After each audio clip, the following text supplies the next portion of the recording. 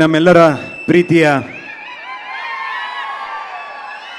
ಶಂಕರ್ ನಾಗ್ sir ಅವರ ಹುಟ್ಟುಹಬ್ಬ ಇವತ್ತು. ಅವ್ರನ್ನ ನೆನೀತಾ, ಅವರ ಗತವೈಭವನ ನೆನೀತಾ ಮಾತ್ರ ಪ್ರಾರಂಭ ಮಾಡ್ತೀನಿ. ಒಂದು 150 ಸಲ ಬಂದಿರಬೇಕು ಇಷ್ಟು ಜನ ಇವತ್ತೇ ನೋಡಿದ್ ನಾನು ಮಂತ್ರಿ ಮಾಲಲ್ಲಿ. ಎಲ್ರು ಹೇಗಿದ್ದೀರಾ? ಎಲ್ರು ಹೇಗಿದ್ದೀರಾ? ಬಹಳ ಜನ ನನ್ನ ಕೇಳ್ತಿರ್ತಾರೆ, ನೀವು ಸಿನಿಮಾಗೆ ಏನಕ್ಕೆ ಬಂದ್ರಿ, ನಾಯಕ ನಟ ಆಗ್ಬೇಕು ಅಂತ ಏನಕ್ಕೆ ಅನ್ಕೊಂಡ್ರಿ ಅಂತ. ಸುಮಾರು ಘಟನೆಗಳಿದೆ, ಸುಮಾರು ವ್ಯಕ್ತಿಗಳಿದ್ದಾರೆ. ಆದರೆ ಒಂದು ಘಟನೆ ನನ್ನ ಮನಸ್ಸಿನಲ್ಲಿ ಚಿರಸ್ಥಾಯಿಯಾಗಿ ಉಳಿದಿದೆ. ತುಮಕೂರು ಜಿಲ್ಲೆಯ ಚಿಕ್ಕನಾಯಕನಹಳ್ಳಿಯಲ್ಲಿ ಒಮ್ಮೆ ಅರ್ಜುನ್ ಜನ್ಯ ಸರ್ ಬಂದಿದ್ರು. ಒಂದು ಕಾರ್ಯಕ್ರಮದಲ್ಲಿ ಅವರು ಪ್ರಾರಂಭ ಮಾಡೋಕ್ಕಿಂತ ಮುಂಚೆ ಒಂದಷ್ಟು ಹೆಸರುಗಳನ್ನ ತಗೊಂತಾರೆ. ಮೊದಲು ದೇವ್ರನ್ನ ನೆನೆಸ್ಕೊಂಡು ಆಮೇಲೆ ಇನ್ನೊಂದು ಹೆಸರನ್ನ ತಗೊಂಡ್ರು. ಆ ಹೆಸರು ತಗೊಂತಿದ್ದಂಗೆ ಅಲ್ಲಿದ್ದಂಥ ಜನಸ್ತೋಮ ನಡ್ಕೊಂಡಂಥ ರೀತಿನ ನಾನು ಗಮನಿಸ್ತಾ ಇದ್ದೆ. ಆ ಹೆಸರೇ ಕಿಚ್ಚ ಸುದೀಪ್. ನಾನು ಅನ್ಕೊಂಡೆ, ಅಲ್ಲ ಗುರು, ಈ ಹೆಸರು ಹೇಳ್ತಿದ್ದಂಗೆ ಜನ ಹಿಂಗೆ ಆಡ್ತಿದ್ದಾರೆ, ಇನ್ನು ವ್ಯಕ್ತಿನೇ ಬಂದ್ರೆ ಇನ್ನಂಗಿರುತ್ತೆ ಅಂತ. ಬಂದಿದ್ದಾರೆ.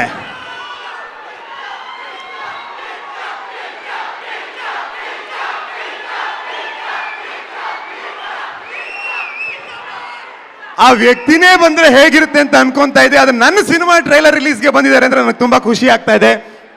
ತುಂಬಾ ಖುಷಿ ಸರ್, ನೀವು ಬಂದಿರೋದು, ನೀವು ನಮ್ಮ ಗತವೈಭವ ಚಿತ್ರಕ್ಕೆ ಬೆನ್ನೆಲುವಾಗಿ ನಿಂತಿರೋದು ನಮ್ಗೆ ಬಹಳ ಖುಷಿ ಇದೆ. ಒಂದು ಅವ್ರನ್ನ ಭೇಟಿಯಾದಾಗ, ನಾನು ಮೊದಲನೇ ಬಾರಿ ಭೇಟಿಯಾಗಿದ್ದು ಇತ್ತೀಚೆಗೆ ಈ ಕಾರ್ಯಕ್ರಮ ಕರೆಯೋಕ್ಕೆ. ಹೇಗೆ ಬರಿಗೈಯಲ್ಲಿ ಹೋಗೋದು ಅಂತ ಒಂದು ಉಡುಗೊರೆನ ತಗೊಂಡೋಗಿದ್ವಿ. ನೋಡ್ಬಿಟ್ಟು very nice of you, but ಒಳ್ಳೆ ಕೆಲಸ ಮಾಡ್ತಿದ್ದೀರಾ, ನಿಮಗೆ ಸಪೋರ್ಟ್ ಮಾಡಬೇಕು ಅಂತ ನಾನು ಇದ್ದೀನಿ. ನೀವು ಬರಿಗೈಯಲ್ಲಿ ಬಂದರೆ ನನಗೆ ಇನ್ನೂ ಸಂತೋಷ ಆಗುತ್ತೆ. ಇದನ್ನೆಲ್ಲ ಆಗಾಗ ಬರ್ತಾ ಇರಿ, ಹಾಗೆ ಬನ್ನಿ, ಇದೆಲ್ಲ ತಗೊಂಬರ್ಬೇಡಿ ಅಂತಂದರು. ಅದವ್ರ ದೊಡ್ಡತನ.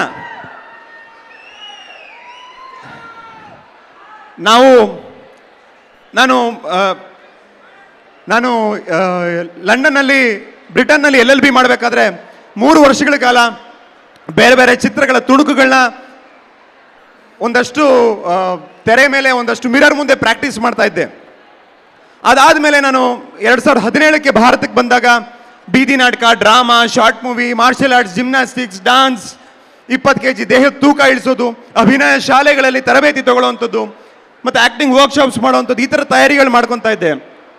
ಅದಾದಮೇಲೆ ಸಿಂಪಲ್ ಸುನಿ ಸರ್ ಅವರ ಒಂದು ಇಂಟ್ರೊಡಕ್ಷನ್ ಆಯಿತು. ಅವ್ರ ಜೊತೆ ಭೇಟಿಯಾಗಿ 1.5 ವರ್ಷ 2 ವರ್ಷ ಅವ್ರ ಜೊತೆ ಒಂದು ಪ್ರಯಾಣ ಆಯಿತು. ಅದಾದಮೇಲೆ 2022ಕ್ಕೆ ಗತವೈಭವದ ಚಿತ್ರೀಕರಣ ಪ್ರಾರಂಭ ಆಯಿತು.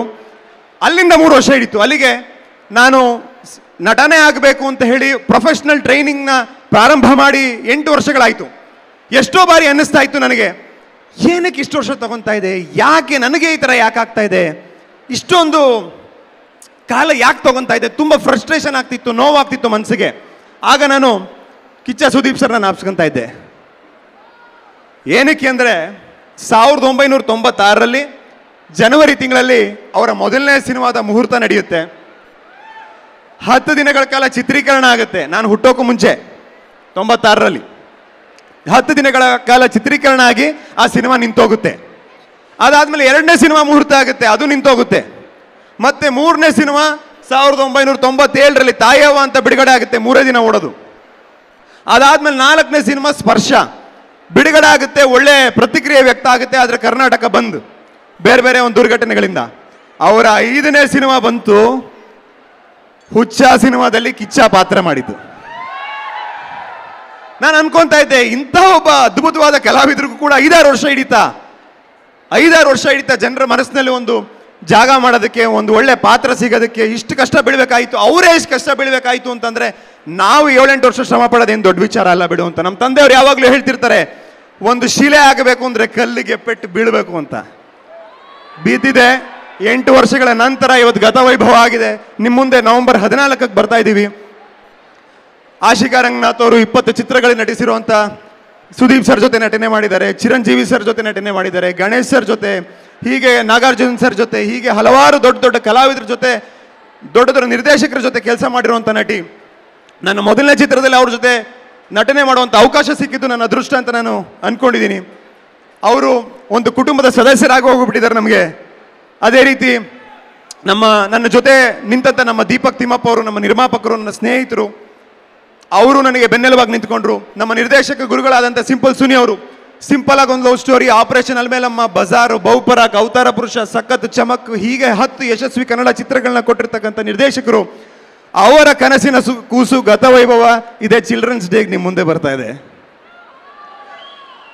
ವಿಕ್ರಾಂತ್ ರೋಣ ಸಂದರ್ಭದಲ್ಲಿ ಕಿಚ್ಚ ಸುದೀಪ್ ಸರ್ ಒಂದು ಮಾತು ಹೇಳಿದರು, ಈ ಸಿನಿಮಾಗೆ ನಾನು ಹೇಗೆ ಹೀರೋನೋ ಅದೇ ರೀತಿ ನಮ್ಮ ಛಾಯಾಗ್ರಾಹಕರಾದಂಥ ವಿಲಿಯಂ ಡೇವಿಡ್ ಕೂಡ ಹೀರೋ ಅಂತ ಹೇಳಿದರು.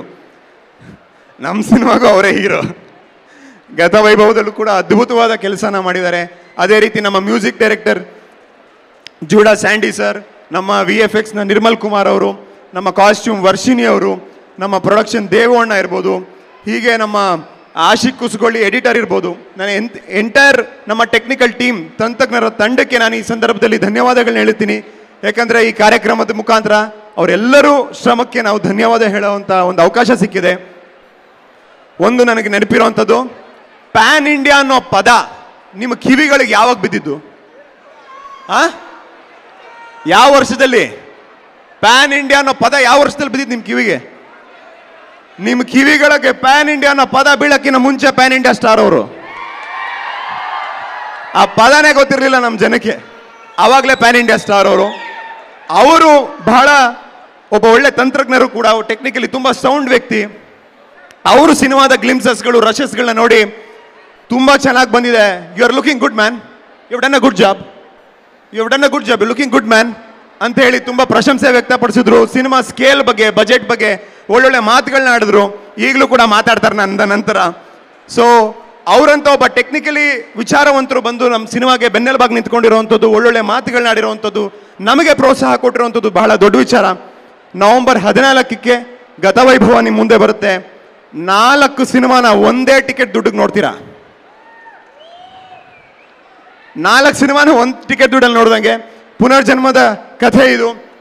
ದೇವಲೋಕದ ಸಮುದ್ರ ಮಂಥನದಿಂದ ಹಿಡಿದು 1498ರಲ್ಲಿ ಭಾರತಕ್ಕೆ ಸಮುದ್ರ ಮಾರ್ಗವನ್ನು ವಾಸ್ಕೋಡಗಾಮ ಕಂಡುಹಿಡಿಯೋದ್ರಿಂದ ಹಿಡಿದು ಮತ್ತು 20ರ ಶತಮಾನದಲ್ಲಿ ಒಂದು ಸ್ವತಂತ್ರ ಸಂಗ್ರಾಮದ ಸಂದರ್ಭದಲ್ಲಿ ಒಬ್ಬ ಕಂಬಳ ವೀರನ ಕಥೆ, ಅಲ್ಲಿ ಒಂದು ತುಂಬ ಡಿವೈನ್ ಒಂದು ಲವ್ ಸ್ಟೋರಿ, ಒಂದು ನಿಷ್ಕಲ್ಮಶವಾದ ಪ್ರೀತಿ, ಇದೆಲ್ಲದೂ ಕೂಡ ಪ್ರಸ್ತುತ ಇವತ್ತಿಗೆ ಕನೆಕ್ಟೆಡ್ ಅನ್ನೋ ರೀತಿ 4 ಜನ್ಮದ ಕಥೆ ಗತವೈಭವ ನಿಮ್ಮ ಮುಂದೆ ಬರ್ತಾ ಇದೆ. ಸುದೀಪ್ ಸರ್ ಕೂಡ ಮೆಚ್ಚಿ ನಮ್ಮ ತಂಡಕ್ಕೆ ಆಶೀರ್ವಾದ ಮಾಡೋದಕ್ಕೆ, ಬೆಂಬಲ ಕೊಡೋದಕ್ಕೆ ಇಲ್ಲಿ ಬಂದಿದ್ದಾರೆ. ಇಷ್ಟು ದೊಡ್ಡ ಸಂಖ್ಯೆಯಲ್ಲಿ ಬರ್ತೀರಾ ಅಂತ ನಾನು ಅನ್ಕೊಂಡಿರ್ಲಿಲ್ಲ. ಎಲ್ಲರೂ ಬಂದಿದ್ದೀರಾ. ನಮಗೂ ಕೂಡ ಸುದೀಪ್ ಸರ್ ಇಂದ ಮಂತ್ರಿ ಮಾಲ್ನು ಈ ತರ ನೋಡುವಂತ ಒಂದು ಅವಕಾಶ ಸಿಕ್ಕಿದೆ. ಹಾಗಾಗಿ ನಿಮ್ಮೆಲ್ರಿಗೂ ಧನ್ಯವಾದ ಹೇಳ್ತಾ ನನ್ನ ಮಾತನ್ನು ಮುಗಿಸ್ತೀನಿ. ಜೈ ಹಿಂದ್, ಜೈ ಕರ್ನಾಟಕ ಮಾತು. ಥ್ಯಾಂಕ್ ಯು ದುಷ್ಯಂತ್ ಅವರೇ.